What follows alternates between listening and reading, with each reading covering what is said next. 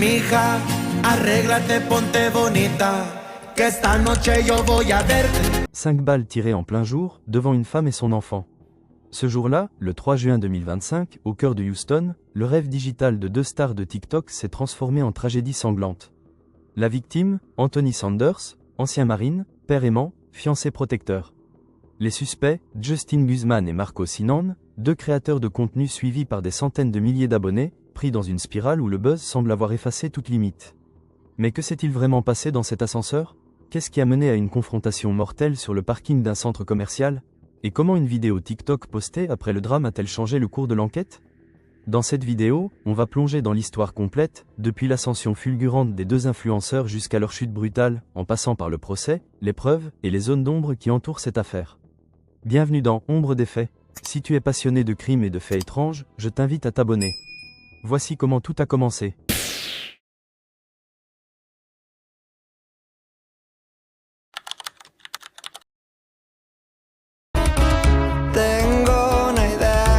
Avant les cris, les balles et les procès, il y avait des rires, des likes, des danses, et 2 jeunes hommes persuadés que le monde entier était un décor pour leurs vidéos. Justin Guzman, la vingtaine à peine entamée, vivait à Houston. C'était un garçon qui avait grandi dans l'ombre des projecteurs numériques. Dès l'adolescence, il avait compris une chose essentielle. Sur TikTok, il ne s'agit pas d'être vrai, il s'agit d'être vu. Son style de contenu, provocateur, un peu arrogant, souvent limite, faisait mouche. Il ne cherchait pas l'amour du public, seulement son attention. Sa première vidéo virale montrait un faux vol à l'étalage dans un supermarché, orchestré pour piéger les employés. Mise en scène, ambiance dérangeante, et pourtant, des milliers de vues. Le succès numérique devenait une drogue. Il créait à la chaîne, multipliant les défis, les pranks, les commentaires acerbes sur des passants anonymes filmés sans leur consentement. C'est là qu'intervient Marco Sinan, l'ami complice. Plus discret, plus en retrait, mais tout aussi ambitieux. Marco était celui qui filmait, qui encourageait, qui riait. Leur duo fonctionnait comme une machine bien huilée. Guzman au centre de l'image, Sinan derrière l'objectif, parfois en second rôle, parfois en instigateur. Ils s'étaient rencontrés au lycée. 2 garçons en quête de reconnaissance, et TikTok leur avait offert une scène mondiale. Ensemble, ils créaient un univers de micro-dramas numériques, des sketchs où l'inconfort des autres était le punchline. Leurs vidéos s'achevaient souvent par un regard fixe dans la caméra, comme pour dire « Tu as cliqué, tu ne peux plus reculer ». Petit à petit, leur contenu devint plus extrême. Une vidéo montrant Justin crier sur un serveur dans un fast-food suscita l'indignation, mais aussi 400 000 vues. Dans l'économie de l'attention, l'indignation rapporte. Et plus elle grimpe, plus elle pousse à dépasser les limites. Des abonnés les idolâtraient, des jeunes reproduisaient leurs défis, des marques les contactaient pour des placements de produits. Ils avaient conquis TikTok, mais pas le respect, seulement le culte du chaos. Malgré quelques bannissements de comptes, Justin revenait toujours sous un nouveau pseudonyme, plus crypté, plus provoquant. Marco, de son côté, se montrait plus prudent, mais il n'était jamais loin. Toujours présent dans les vidéos où la tension monte. Toujours là dans les moments où un mot de trop pouvait déclencher l'étincelle. En privé, selon certaines sources, Guzman se serait vanté d'être intouchable, persuadé que la caméra était son bouclier. Une forme de narcissisme numérique où l'écran dissout toute conséquence réelle. Mais la réalité, elle, n'a pas de bouton « effacer ». Ce 3 juin 2025, c'est ce sentiment d'impunité qui les suit dans l'ascenseur de la Galeria Mall. 2 créateurs au sommet de leur viralité, 2 égos gonflés par les vues, et une famille ordinaire venue faire des achats. Ils pensaient tourner un sketch. Ils ont tourné un drame.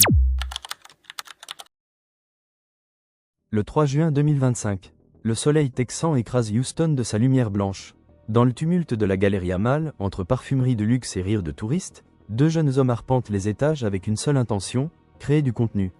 Mais ce jour-là, ce n'est pas une vidéo qu'ils vont publier. C'est une tragédie qu'ils vont déclencher. Justin Guzman et Marco Sinan, caméra à la main, enfilent leur rôle d'acteurs du réel. Ils sont là pour un nouveau défi TikTok, une tendance sombre, provoquer verbalement des inconnus et filmer leurs réactions pour le buzz. Leur cible ce jour-là, une jeune femme vêtue d'une robe d'été rouge, accompagnée de son fiancé et de leur fils, un enfant d'à peine 3 ans. Ce que Justin murmure dans l'ascenseur, personne ne l'entend clairement. Mais le ton est suffisant pour faire se retourner Anthony Sanders, ancien marine, regard dur, mâchoire serrée. Il demande une explication. Guzman ne recule pas. Sinan filme en coin, sans mots, l'ambiance devient électrique. L'ascenseur s'ouvre sur le niveau parking. Les 2 groupes sortent, mais les tensions ne retombent pas. Sanders insiste. Tu crois pouvoir parler comme ça à n'importe qui? Guzman ricane. Sinan continue de filmer, visiblement excité. Des témoins évoqueront plus tard des insultes échangées, des provocations, des gestes flous. Puis tout s'emballe, 5 détonations, un hurlement. Le corps d'Anthony s'effondre. La robe rouge de sa fiancée devient un cri visuel, taché de sang. Leur enfant pleure, figé dans l'incompréhension, les yeux grands ouverts vers un père qui ne bouge plus. Une femme, témoin de la scène, se cache derrière une voiture.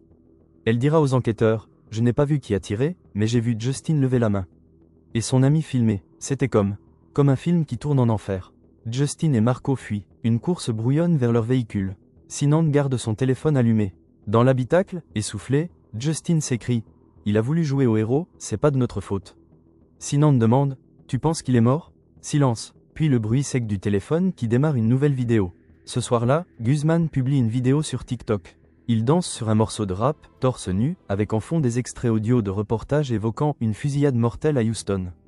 L'image est glaciale, aucun mot, juste ce sourire, une grimace énigmatique.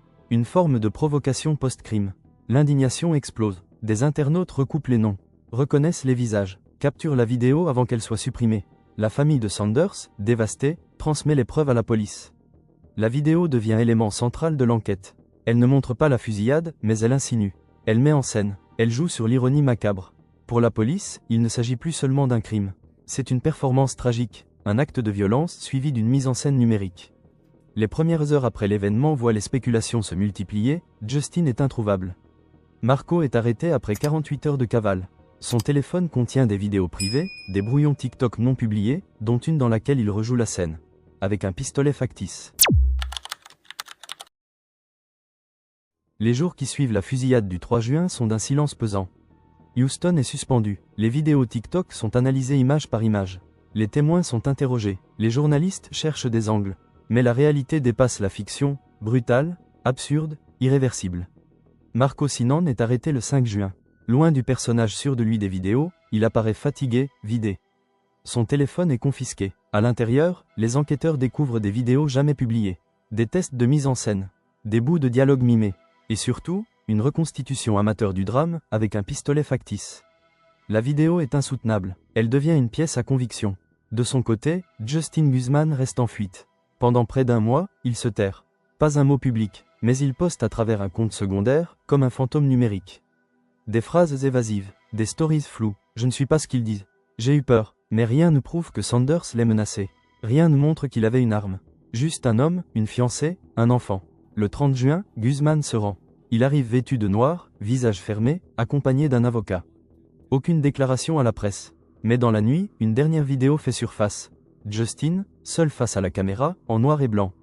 Pas de musique, pas de mots. Il regarde, puis éteint. Le procès s'ouvre à l'automne. L'atmosphère est lourde. Les familles sont là. La salle est pleine. Les avocats de Guzman invoquent la peur, l'impulsivité, un environnement toxique alimenté par les réseaux. Ils citent des commentaires haineux, des pressions. Mais le procureur les attaque frontalement. Il montre la vidéo post-fusillade. Ce n'est pas un cri de détresse. C'est une danse sur un cadavre. La famille Sanders assiste au débat avec dignité. La fiancée témoigne. Elle raconte les insultes dans l'ascenseur. La confrontation, les coups de feu, le regard de son fils. Elle dit, « Il voulait nous protéger. Il n'a pas eu le temps. » Le juge visionne les vidéos puis il se tourne vers Guzman, impassible. Vers Marco, visiblement désemparé. Les experts débattent. Peut-on juger une intention à travers une publication ? Quelle est la portée d'un TikTok dans un dossier judiciaire ? Le débat dépasse la salle, journalistes, universitaires, internautes s'en emparent. Le verdict tombe, meurtre au second degré pour Guzman. Complicité pour Sinan. 25 ans de prison pour Justin Guzman. 18 ans pour Marco Sinan. Pas de cris, pas de larmes visibles, juste une famille en deuil qui s'éloigne lentement. Un enfant qui tient la main de sa mère, sans comprendre vraiment. Sur les réseaux, les noms des deux jeunes hommes disparaissent. TikTok suspend leur compte et les vidéos sont supprimées. Mais une autre vague déferle, des hommages à Anthony Sanders. Parallèlement, des TikTokers créent des vidéos hommages à Sanders. Certaines accumulent des millions de vues. Une phrase revient souvent, « Ce n'est pas un marine qui est tombé, c'est un homme debout ». L'affaire soulève des questions. À quel moment le divertissement devient-il dangereux ? Que reste-t-il après le buzz ? Peut-on perdre la vie pour un clic ? Justin et Marco ont tout perdu, leur liberté, leur image, leur futur. Anthony Sanders, lui, a perdu la vie, mais l'enfant, lui, n'a rien demandé, et il a tout vu. Et voilà, une histoire qui a commencé dans le tumulte des vues et des likes, et qui s'est terminée par des larmes silencieuses dans un tribunal. Ce drame n'est pas qu'une tragédie individuelle. C'est le reflet d'une époque où l'attention se monétise, où les caméras sont braquées même au pire moment, et où la frontière entre la vraie vie et la scène numérique s'efface dangereusement. Justin Guzman et Marco Sinan voulaient marquer les esprits. Ils l'ont fait, mais à quel prix? Anthony Sanders, lui, voulait juste vivre, protéger les siens, et il n'est plus là pour raconter. Cette affaire soulève une question que chaque spectateur, chaque créateur et chaque plateforme devrait se poser. Jusqu'où peut-on aller pour exister en ligne? Merci d'avoir regardé cette vidéo. Si elle t'a touché, interpellé ou simplement fait réfléchir, n'hésite pas à laisser un commentaire, à t'abonner et à partager ce récit. Parce que parfois, raconter l'histoire, c'est aussi empêcher qu'elle ne se répète. On se retrouve très bientôt pour un nouveau récit.